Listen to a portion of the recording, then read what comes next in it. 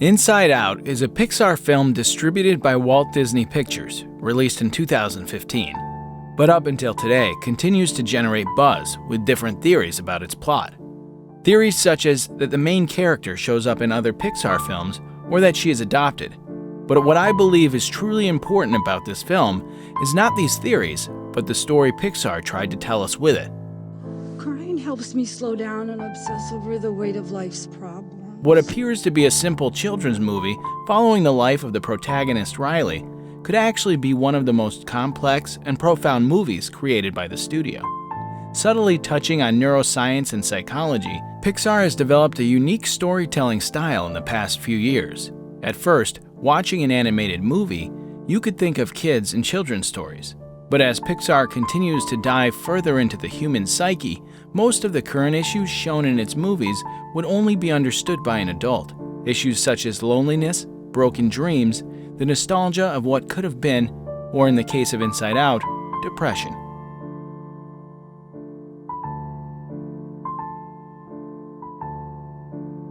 Today, in Behind the Story, we're going to analyze the movie Inside Out and its hidden message.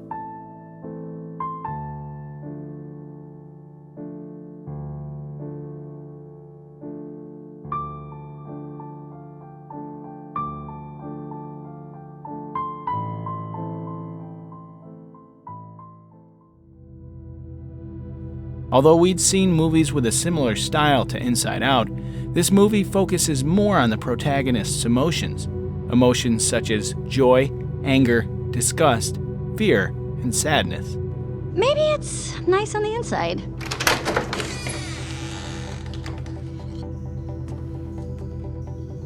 In the beginning, we can see the emotion of joy is dominant in the protagonist's life. But everything starts changing in Riley's life when she moves to San Francisco, and that's when the emotion of sadness starts taking over Riley's life. Dad just left us. Oh, he doesn't love us anymore. That's sad. I should drive, right? Joy. But it's continuously stopped by Joy. Joy tries to maintain control over Riley's life, but it goes out of control, creating a conflict between them that negatively affects the kid's life.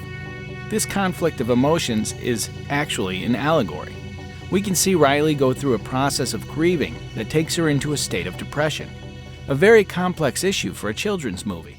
In the book Mourning and Melancholia, published by psychologist Freud, he explains how the loss of something triggers an internal mourning process that takes a person into a state of melancholia and depression.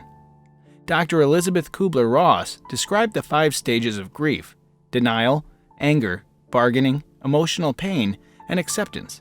We can see these 5 stages of grief manifested in the movie, and something a little more complex: child depression.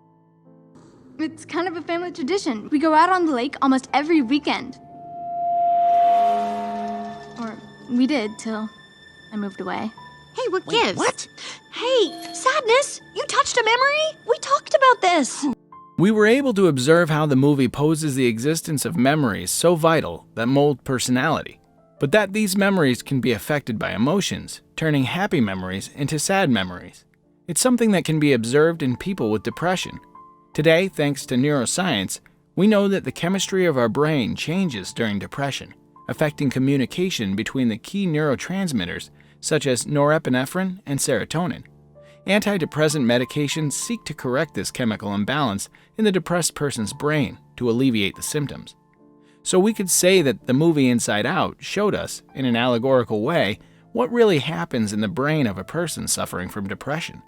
Depression is a disease that can affect the life of a person, changing their conduct completely. From Riley's perspective, we were able to see how she submerged into an absolute depression, where her memories of happiness would manifest as sadness. And most importantly, that when joy and sadness abandon their posts, Riley falls into a state of loss of emotional expression, one of the most common states of depression. This emotional loss is also known as ataraxia disorder, where the person suffering from it does not manifest emotions. In this girl's case, she manifests a degree of ataraxia after she can't express her emotions correctly. If we analyze this movie objectively, we could conclude that joy is the villain. The words of psychoanalyst Melanie Klein could explain this. She suggested depression develops due to a person's inability to express the emotion of the initial loss. Thank you, Riley. I know it can be tough moving to a new place, but we're happy to have you here. When a person can't resolve that feeling of loss, other defense mechanisms activate, resulting in depression. This is just what we observe in the movie. Joy repeatedly wanted to maintain control and wouldn't allow Riley to express feelings of sadness, sending her into a state of depression.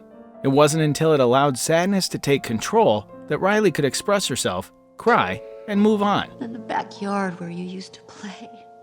Spring Lake, where you learned to skate. Come here.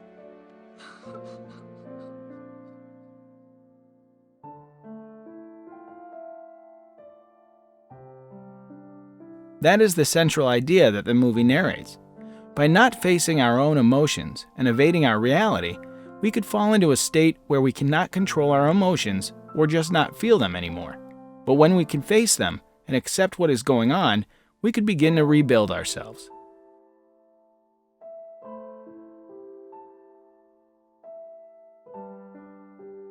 We can also find other allegories in the movie, such as the character Bing Bong, which represents the imagination when we're young that we lose over time. We also observe that this character's clothes are in the representative colors of each emotion, but there's one more color, orange. Many people say it's an emotion that hasn't been discovered by the protagonist yet. Maybe love. Go save Riley! Take her to the moon for me, okay? The movie leaves us with several questions, such as why are her parents' emotions represented by their respective sex, but Riley's emotions were both sexes? Some people point out this may mean Riley hasn't grown up yet and is being influenced by her parents' emotions. It is undoubtedly one of the most profound stories Pixar has created. Tell me, what do you think about Inside Out? Do you believe that everything that happens is a metaphor for depression? Also tell me what you think the sixth emotion could be. For more videos thoroughly analyzing the philosophy or symbology of different Pixar movies or stories, don't forget to subscribe to this channel. You are in Behind the Story.